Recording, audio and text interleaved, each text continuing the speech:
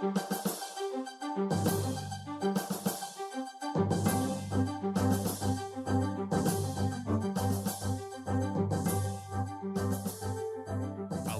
Jafarzadeh is the Deputy Director of the U.S. Office of the National Council of Resistance of Iran. We sat down with him in the hours before Israel launched its offensive against Iran to get his insight. Alireza, thanks for joining me. Thank you so much, Tim. Always a pleasure. You unveiled a secret site in Iran, previously unknown site in Iran having to do with their nuclear development. Tell me the details about that. Well, earlier this week at our office, the National Council of Resistance of Iran, U.S. Representative Office, we unveiled a whole new plan that had been put in place on the order of the Supreme Leader Ali Khamenei to develop nuclear weapons. This plan was until then unknown to the world. There was this belief that maybe there was an old plan of developing nuclear weapons, but no one knew about the new plan that was much more advanced, much more sophisticated, and entirely focused on building the bomb. This is actually the third or fourth time this year that you've come forward with information previously unknown. What's the relevance of this one? Why is this so important?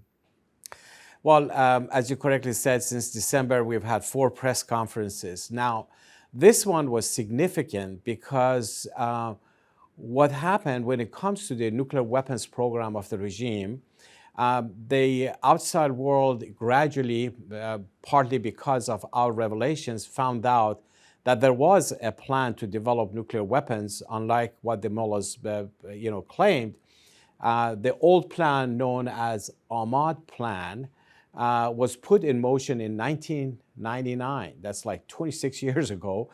And then before they knew it, in 2003, we exposed the main element of that plan to build a bomb, known as the site known as Lavizan-Shian. That basically shattered the entire plan to build a bomb.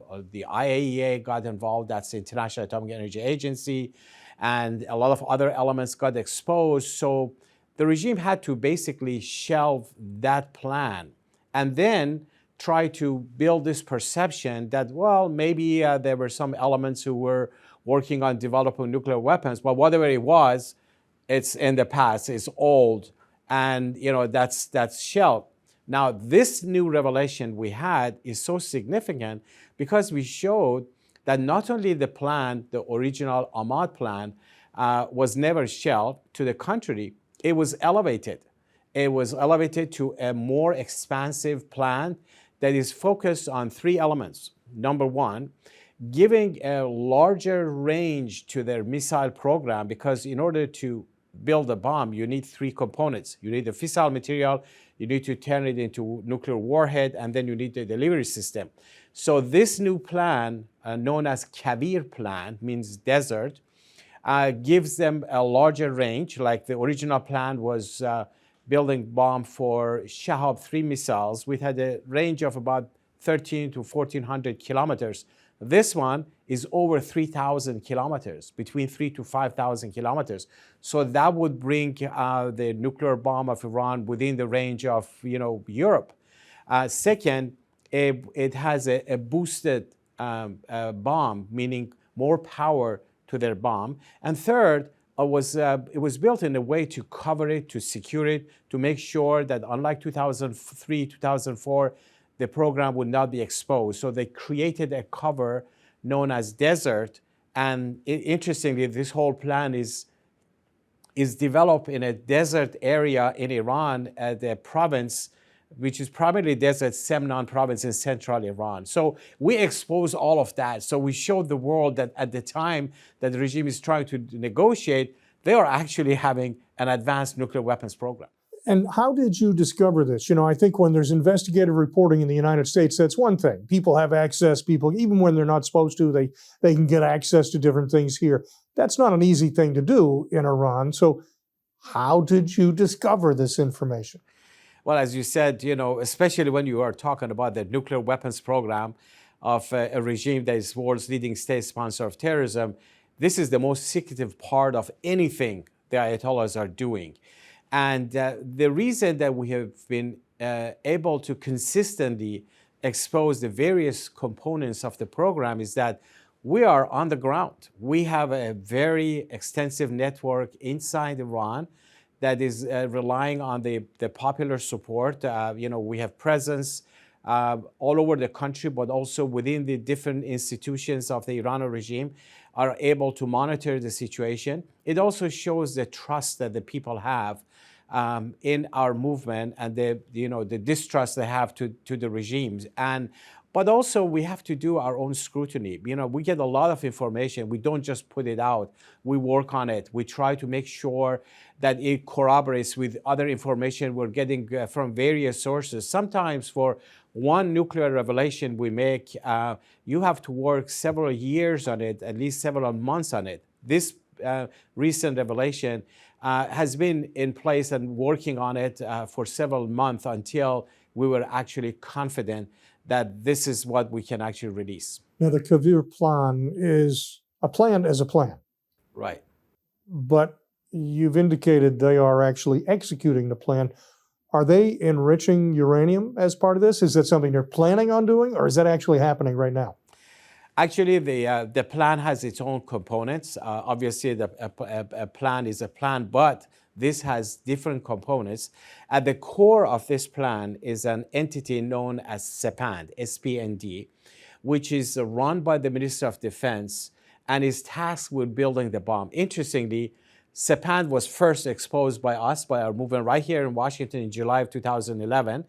And then the Treasury Department, the State Department actually designated SPAND for non-proliferation activities in 2014, 3 years later.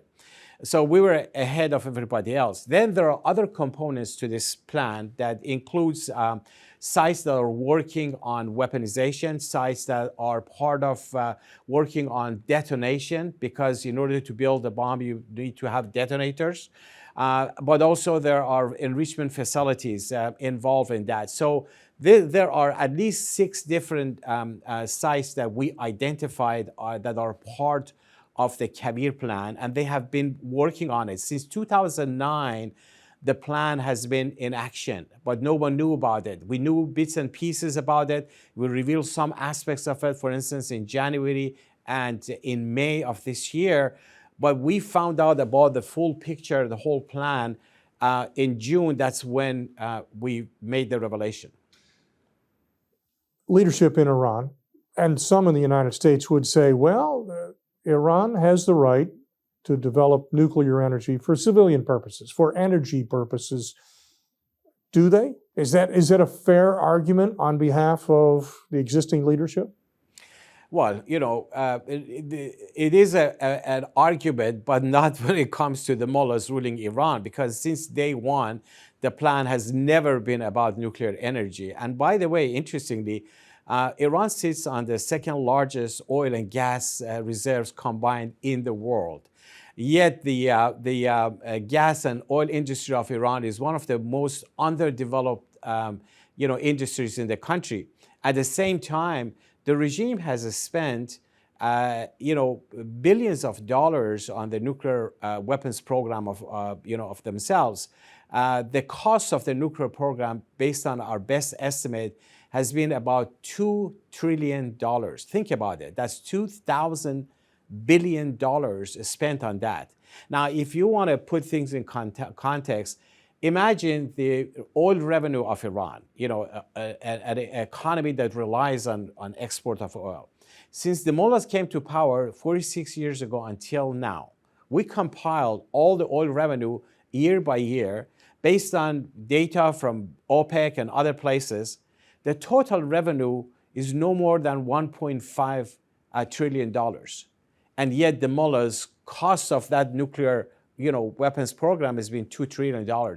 Why would you spend this money if it's just for energy purposes, where it has no corroboration whatsoever? Second, everything that the IAEA has done, they have found evidences of missing nuclear material in the most recent report, the evidences of working on detonation, of building, nuclear bomb, the plans, activities, the way they hid the whole program. Every single site that they have in Iran, we exposed it or other sources exposed it. None of them were, Tehran came up with it.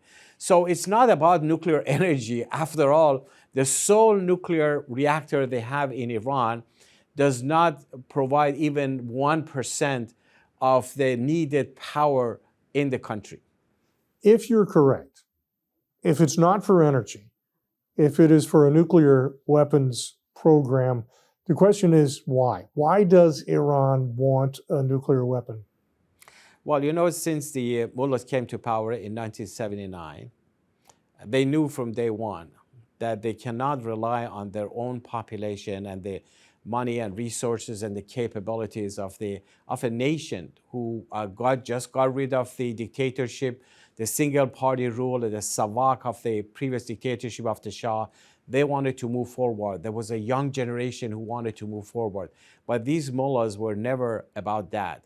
They built their entire strategy on what they called export of revolution, relying on building proxies in the countries in the region, building a missile program, and building a nuclear weapons as a guarantee for their own survival, because they felt that this generation, the population, is soon going to turn against them. And that's exactly what happened. So nuclear weapons for the Iranian regime is all about life insurance, a guarantee for their own survival. That's why they're spending all the money there and not on the economy, not on the people of Iran, not on the development of gas and oil industry. You mentioned earlier the IAEA. Are they aware of this new information? And maybe more importantly, have they inspected this site, this area in the past? No, they have not inspected this site in the past. Actually, many of the sites that were exposed have become off limits to the IAEA because the Iranian regime, under different excuses, has barred the IAEA, saying, "Oh, this site is a military site. This site, you need to have evidence and all of that." They just basically rebuffed the IAEA. Second, even the sites that the IAEA eventually got access to, the regime did not respond to the request, to the questions that the IAEA brought up. Now, we did share this information with the IAEA. They have it now. And I think, as they have done in the past, it's part of their assessment of the overall program of the Iran regime. Let's shift gears just a little bit, and let's talk about the United States and Iran having these discussions in Oman about whether or not they can come to some sort of agreement. The Trump administration, for the most part, keeps saying, no, it must be a nuclear-free Iran. We don't want any enrichment, or if there's a tiny bit of enrichment, we want that phased out. But essentially, they are looking for a nuclear-free Iran. On the other hand, the supreme leader is saying, there is no chance we're giving up enrichment of uranium. We are not going to do that. And yet they both keep talking. What do you foresee will these discussions bear any fruit at some point? Is this an exercise in futility? Where do we go from here? Well, clearly the position of the United States, President Trump and the other people in the administration has been very clear that the Iran regime cannot develop nuclear weapons, that they cannot have the enrichment capability, and they want to end that. On the other hand, the mullahs in Iran, they're insisting on keeping the enrichment capability because enrichment gives you the fissile material for the bomb. If you don't have the fissile material, anything else would be meaningless. Right. So they want to keep that. They have, kept that position. And why? Because they want to maintain the nuclear weapons program. But the reality is that, and by the way, this is not the first time that the U.S. is negotiating with Iran. Dating back to 2003, right after we exposed the nuclear site in Natanz and Iraq in August of 2002, which triggered for the first time the IAEA inspections of Iranian nuclear sites. At that time, it was the EU3, Britain, France, and Germany, who were negotiating with the Iran regime. They basically, appeased the Ayatollahs. And then the Obama administration got involved in negotiations, which led to the 2015 JCPOA, or the nuclear deal, that legitimized the nuclear program of the Iran regime. But now everything has changed. Not just the administration here, but most importantly, inside Iran and in the region. Keep in mind that now the biggest ally of the Iran regime, Assad in Syria, is gone. Their biggest proxy group, Hezbollah, has been badly shattered. The Houthis in Yemen, the Shia militias in Iraq. The regime is significantly weakened in the region. And it wasn't just a luxury for them. The regime relied on these proxies to give them what they call strategic depth, but also use them at the negotiating table with the foreign powers. That's gone. But inside Iran, that the argument the regime always made that, oh, we have the people of Iran who are backing us. Well, since 2015, there have been several rounds of major uprisings in Iran in all 31 provinces, people wanting change, chanting slogans against the regime. So this regime is much weaker than it was before. Now, I hope this is understood here in Washington, that this is not the same regime that it was in 2015. They can and they must emphasize on the right to on the call for ending the entire nuclear weapons program, shutting down the sites. Let's explore that a little further, because you talk about the people of Iran, and I'm not sure if America always understands how big of a country this is. There's more than 90 million people in Iran. So when we look at those 90 million people, do they have a stance? Does the public, in your perception, have a stance? They would like nuclear energy. They would like nuclear warheads. They would not like. Do they care if this program continues or is discontinued, and why? Well, in reality, the people of Iran care about their own, prosperity, their own lives. They hate when they see the money that is their belonging, belongs to the people of Iran, is actually spent on things that not only doesn't help the people, but drains the resources outside of Iran. For instance, the proxies that they had in Syria, in Lebanon, and all that. People during the protests were chanting, "Leave Syria alone, think about us," saying, "Neither Gaza nor Lebanon, I give my life for Iran." There was never any desire on the part of the people of Iran to have any support for the nuclear program of Iran. Who cares if the electricity that they have comes from, nuclear or coal or other sources? Nobody even knows about it. And that's why the only thing they care is that where is the money going? Iran is really a rich country. We have the second largest gas and oil reserves combined in the world, yet 80% of the Iranian population live below the poverty line. Where does the money go? That's the main concern of the Iranian population, and that's why they have always been opposed to the nuclear program, opposed to their export of so-called revolution, supporting these proxies, but also further empowering the Revolutionary Guards. The guards, the state security forces, they always have increased budget where the people are getting poorer and poorer every day. And let's wrap up this way, and that is, it's always easy to spot a problem. I can tell something isn't right. The question is, how do we fix a problem? So when you see the regime the way you do, when you see the potential for a nuclear program, when you see the poverty in Iran, what's the answer? What should the United States be playing a larger role? If so, what is it? Or the international community at large? What is the answer moving forward?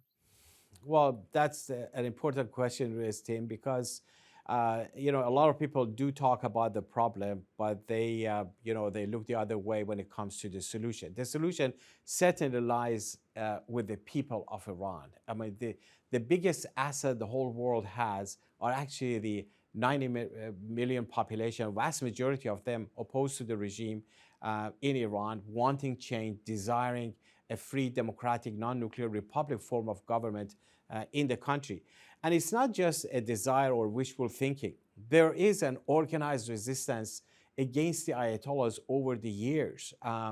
And you've seen during the protests and, in various uprisings, how the whole population were very unified, focused on the regime. The slogans were focused on, rejecting the entirety of this regime. But also this same movement that exposed these nuclear sites, known as the MEK, Mujahideen Khalq MEK, inside the country. They have an extensive network. This is the movement that stood up against the Ayatollahs since early stages. They paid the biggest price just in the summer of 1988 under the order of Supreme Leader Khomeini, who was alive at the time. As many as 30,000 political prisoners, most of them, majority of them were MEK members, were executed by the Iran regime under the fatwa or religious order that anyone who is associated with them must be killed. The goal was to eliminate and uproot them so that everybody else would be afraid to get close to them. Guess what? Now in 2019, 2022, during the uprisings, it was actually the next generation of these MEK people, their children, their grandchildren, people who have family members, they learn from the culture of resistance that the MEK created inside Iran to stand up and say no to the mullahs. But also the parliament in exile, of which the MEK is a member, they have been very active in generating and galvanizing international support for this movement for change.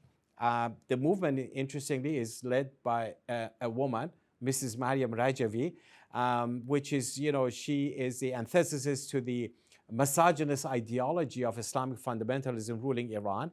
And she proposed a 10-point platform for the future of Iran that says, the ballot box is the sole criteria for legitimacy, not saying, oh, I get my authority from God, like the mullahs, or because I have a better gene, like what the Shah dictatorship monarchy was. She calls for the separation of religion and state and gender equality, freedom of religion, free market economy, peace in the Middle East, and a non-nuclear republic form of government. She didn't just talk about them. She put them in place, implemented them within the, that's why we expose all the major nuclear sites. That's why this movement acts as the engine for change inside the country. But there has been really a big support internationally, 4,000 parliamentarians from around the world, sitting members of parliaments in various European nations, including majorities in over 30 nations, supported this plan, including in the House right here in the United States. Just most recently, 228 members, bipartisan, supported her platform and the prospect for change in Iran. So this is where the solution is. And now I'm not suggesting, or no one suggested, that the U.S. should directly get involved. In fact, the question was asked from Mrs. Rajiv when she appeared before a hearing in the House virtually, and they asked her, what do you want the United States to do? And she responded, let me tell you what we don't want. We don't want foreign boots on the ground, and we don't need money, appropriation of money. We have everything. We just need the recognition of the outside world for the people of Iran to bring down the regime and for those resistance units to confront the revolutionary guards. The rest will be on the part of the people of Iran. Alireza, thank you very much. Thank you so much. Always a pleasure.